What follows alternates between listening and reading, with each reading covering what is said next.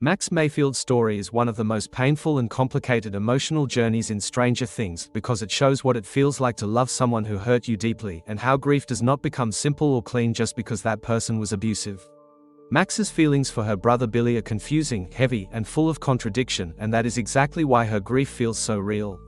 From the moment Max arrives in Hawkins, we see Billy as someone violent, angry, controlling, and unpredictable.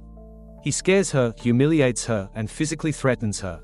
He isolates her from friendships, yells at her constantly, and uses fear to stay in control.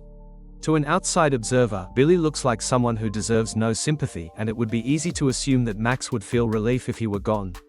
But that is not how human emotions work, and Max's grief proves that loving an abuser does not disappear just because the abuse was real. Max is a young girl trapped in a family situation she did not choose, living with a stepbrother who makes her home feel unsafe. Yet Billy is still her brother, still someone tied to her life, her childhood, and her identity. She remembers moments of who he was before the anger fully consumed him, or at least the idea of who he could have been. Those memories create emotional confusion because even when someone hurts you, your brain and heart can still hold on to the good moments or the hope that things could change. Max grows up walking on eggshells, learning silence as survival, learning to protect herself emotionally by pretending she does not care. This emotional armor helps her function, but it does not erase love, attachment, or fear. When Billy dies, the world expects a simple emotional response, but Max's grief is complicated because it carries pain, guilt, anger, sadness, and unresolved love all at the same time. Billy's death is sudden and violent, and it happens just as Max begins to see his humanity more clearly. In his final moments, Billy chooses to protect her. That one act does not erase years of abuse, but it changes how Max understands him. It shows her that beneath the rage, there was still something human, something capable of love, and that knowledge is both comforting and devastating. Comforting because it proves Billy was not pure evil, and devastating because it raises the question of what could have been if someone had helped him sooner. Max is left grieving not only the brother she had, but also the brother she never got the chance to have.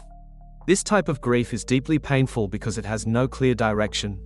She cannot fully hate him because she saw his sacrifice. She cannot fully love him because of the trauma he caused. She cannot even fully forgive herself because she wonders if she could have done more, said more, or understood him better. Survivors of abuse often carry this kind of guilt, even though the abuse was not their fault.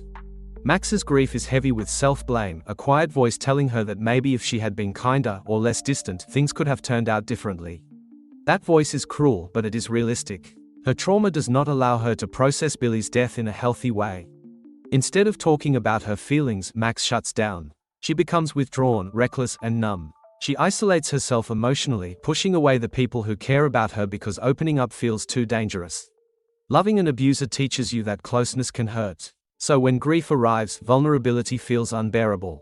Max's complicated grief also shows how trauma freezes emotional growth. She is stuck between who she was before Billy died and who she is supposed to become afterward. The anger she feels has nowhere to go because Billy is gone, and confronting the truth of his abuse means confronting her own pain. Avoidance becomes her coping mechanism. She pretends she is fine, but her actions reveal otherwise. She takes risks, puts herself in danger, and listens to music obsessively as a way to escape reality. Music becomes a shield against thoughts she is not ready to face. When Vecna targets Max, he feeds on this unresolved trauma. He uses her guilt, grief, and emotional isolation against her. Vecna's power works because Max has not processed her pain, she has buried it. Her visions are filled with Billy, not as a monster, but as an accusing presence. This reflects how survivors often internalize their abuser's voice. Even after death, the emotional damage continues. Billy becomes a symbol of everything Max cannot forgive herself for. She feels like she survived while he died, and that survival feels undeserved. This is survivor's guilt mixed with abuse-related trauma, creating an emotional storm that traps her in despair. Max's struggle shows that grief is not about missing someone, it is about the relationship you had with them, no matter how broken it was. You can grieve someone who hurt you. You can miss someone you feared. You can love someone who caused you pain. These feelings do not cancel each other out, they coexist, making the grief heavier and harder to explain. Max does not mourn Billy openly because society often does not allow victims to grieve their abusers. There is an unspoken expectation that they should feel relief, not sadness. This makes Max feel even more alone because she believes her feelings are wrong or confusing. Her silence is a form of self-protection, but it also deepens her suffering. Healing only begins when Max finally allows herself to face the truth. She does not excuse Billy's abuse, but she acknowledges her feelings honestly. She admits that she loved him and hated him at the same time. This honesty is powerful because it rejects simple narratives of good and evil. It accepts emotional complexity as part of being human. Max's survival depends on reconnecting with life, friendship, and self-worth. Her connection to music, memories, and her friends pulls her back from the edge. It reminds her that while Billy's actions shaped her pain, they do not define her future. Max's story teaches us that loving an abuser does not mean the abuse was acceptable. It means the human heart is complex, capable of attachment even in unsafe situations.